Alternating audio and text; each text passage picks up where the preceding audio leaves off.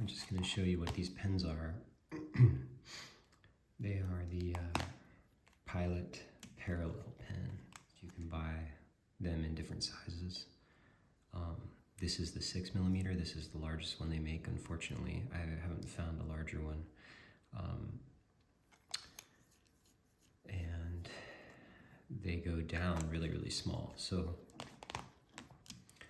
they're intended to be used for calligraphy. And you can kind of see the tip of these here has some texture to the metal, and that's how you get that raking line. I can show you. Generally, I just use this giant one for everything. They have refillable Pilot Parallel Pen ink cartridges. I'm sorry, they're not refillable. These are disposable, but they come in like a little 5 or 6 pack or something like that. Something to note is that this ink is not waterproof. So if you spill on this artwork, or if you plan to do any watercolor or even any kind of markers over the top of your drawings, it will not work with this ink. However, I have found that this is some of the most beautiful, very, very black, very smooth, very consistent flowing ink that I've ever worked with. And I can't say that I've worked with a lot of ink, but anyway, it's got those properties that are really great. For me, the paper of choice is the Canson marker paper, and there's a couple of reasons for that. The paper itself is very, very smooth. It has almost no tooth at all. It is very lightweight, which is something that I don't like about it, but it's very strong. I haven't seen the Pilot Parallel pen work as smoothly on any other paper surface than this one. So again, super lightweight and thin, which is a bummer, but incredibly strong, and the ink will not bleed through. I mean, it's designed for markers, so it will not bleed through on the page underneath. So every page is pristine and usable. So typically when I begin this exercise myself, I just start by making a bunch of frames. I'll probably do another video at some point about the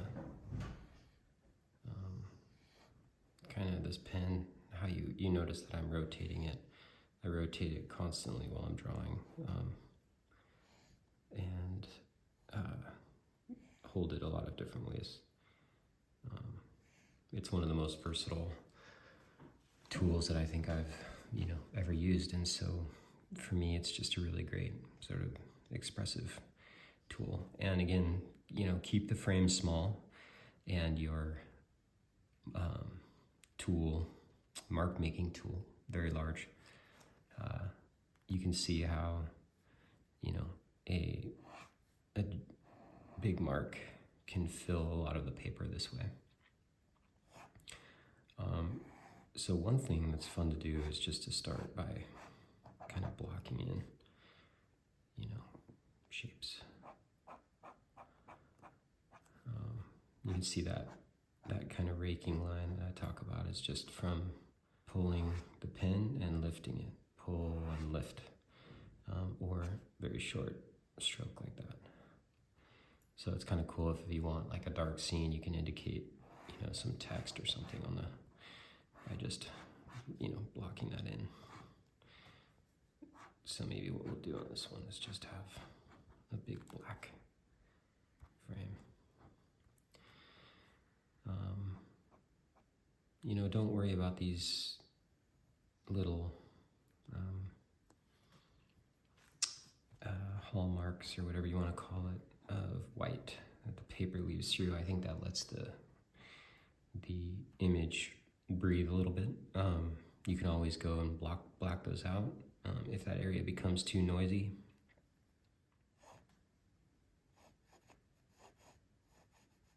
You probably know that I draw a lot of trees. They're a favorite favorite subject of mine, and I often draw one tree in particular. It's a tree I'd like to visit someday.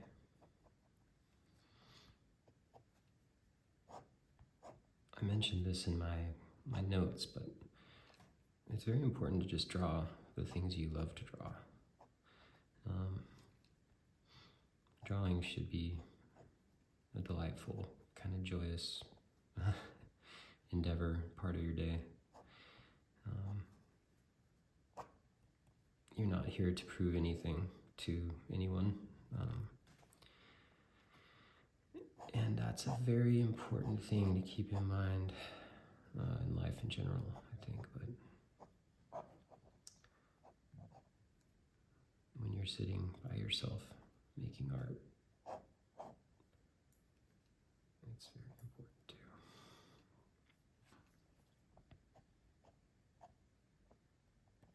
You'll see sometimes I put the indication of some thoughts or words, something the character might be thinking or saying.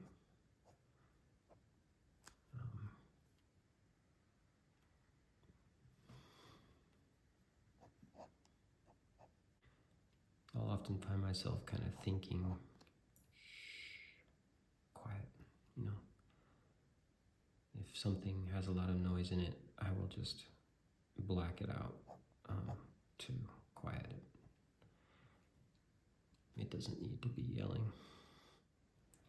Again, when you're doing this, just put your pen on the paper and see what comes to mind. This isn't setting out to be anything. Remember, it is not a story that you have preconceived. It is just an exercise.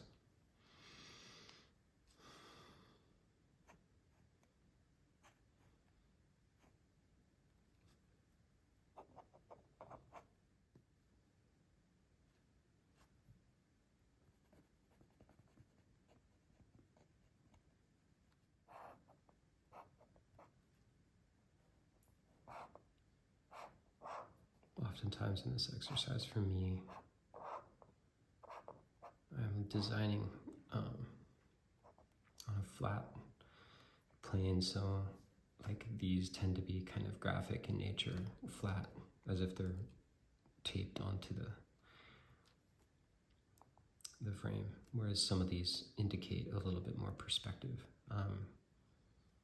There is no right or wrong. What you want is variety, because this is an exploration exercise.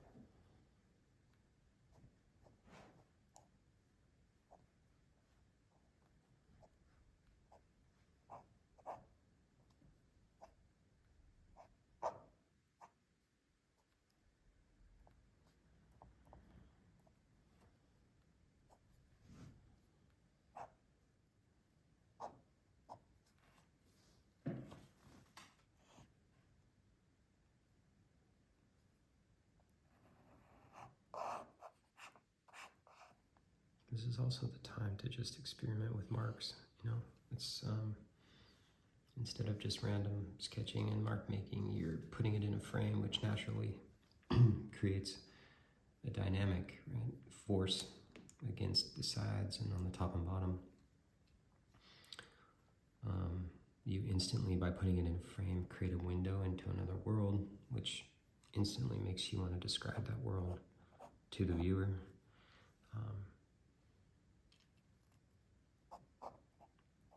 But don't be afraid to think in abstraction and change what you might have planned on. Remember, no plans. Once we have that, then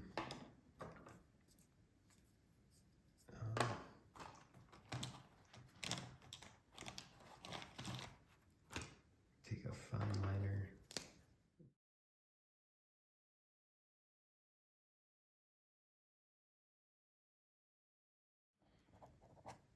Go and write some notes. Title each one if you can. Just some free association.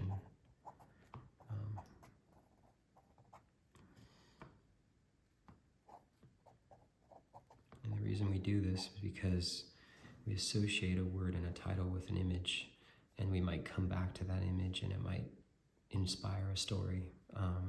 A story might unfold as you're writing. You never know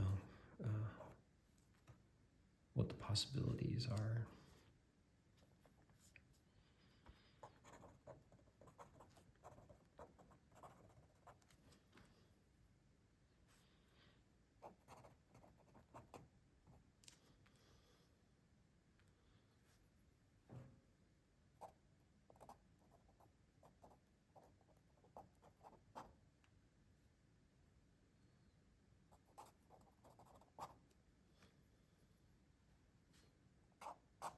Okay. Not very pretty, but super fun to do. 10, 20, 30 minutes, an hour you can spend on this exercise, and it will not be wasted. I promise you, you can create sheets and sheets and sheets of these, and everything will hold potentially the seed of a story. All right. Thanks so much. Until next time.